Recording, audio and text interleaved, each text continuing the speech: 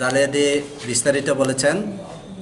আপনারা জানেন যে আমাদের মাননীয় মুখ্যমন্ত্রী আমাদেরকে যে টাইম দিয়েছেন সেটা 2 মাস হতে আর 5 দিন বাকি। আমরা সম্পূর্ণ যে 2 মাস সময় দিয়েছে, আমরা 2 মাস অপেক্ষা করব। কিন্তু এটাও ঠিক 2 মাসের মধ্যে আমরা আমাদের সংগঠনকে আমরা শক্তিশালী করে তুলেছি। সেটা আমাদের দাবির আদায়ের আন্দোলনকে জোরদার করার জন্য আমরা রাজ্যের সমস্ত মহকুমাতে আমাদের সংগঠন সংগঠিত করে আমরা শক্তিশালী হয়ে উঠেছে এবং সেটাই আমরা আগামী 30 তারিখ আমাদের যে রাজ্যভিত্তিক কনভেনশন হবে, সেই কনভেনশনে আমরা সারা রাজ্যের যারা 10,323 আছে তাদের মতামত নিয়ে আমরা চূড়ান্ত সিদ্ধান্ত নিয়ে আমরা মাঠে নামব 3 তারিখের পরে।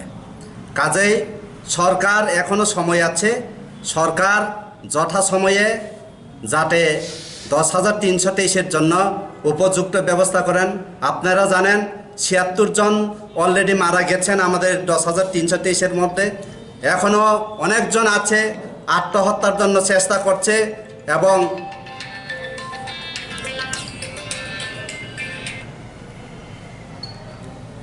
আত্মহত্যার জন্য পথ বেছে নিয়েছে এবং কেউ কেউ আত্মহত্যা করেছে।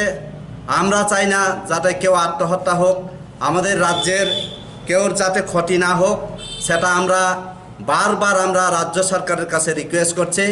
এই রিকোয়েস্টটা যদি আপনারা না মানেন, আমরা যদি মাঠে নামি সেই মাঠ আমরা আর ছাড়ব না যতক্ষণ পর্যন্ত 10,323-এর আদায় সম্পূর্ণভাবে আমরা আদায় করতে না পারি, ততক্ষণ অবধি আমরা রাস্তায় থাকব। এই রাস্তায় থাকার জন্যই আমাদের শক্তিশালী, আমাদের শক্তির জন্য আমাদের যে শক্তি দরকার সেটা অলরেডি আমরা সঞ্চয় করে ফেলেছি। আমরা মহকুমায় মহকুমায় ঘুরে আমাদের শক্তি সঞ্চয় করেছে এবং সেই শক্তি অনুসারে আমরা ঝাঁপিয়ে পড়ব। সরকারের বিরুদ্ধে না, আমরা আমাদের রাজ্যের স্বার্থে আমরা লড়াই করব, যাতে আমাদের রাজ্যের একজন শিক্ষক, একজন পরিবার লোক যাতে মারা না যায়, একজন শিশু শিক্ষা থেকে যাতে বঞ্চিত না হয়, একজন বৃদ্ধ মা বাবা যাতে না খেয়ে যাতে না মরে, সেই ব্যবস্থার জন্য যদি প্রয়োজনে আমাদের রাস্তায় গুলি খেতে হয় আমরা রাজি আছে। আমরা 10,323-এর জন্য আমাদের জীবনকে প্রয়োজন আমরা উৎসর্গ করে দেব। আমি যদি মারা যায় বা আমরা 10,323-এর যদি কেউ মারা যায়, যে 10,323-এর আন্দোলনের পরিবারের সাথে যদি আত্মবলিদান দিতে হয় আমরা দিতে রাজি। সেখানে আমরা কোনো আপোষ থাকবে না, আমাদের লড়াই অনবরত জারি থাকবে, সেটা কোনো সন্দেহ নাই।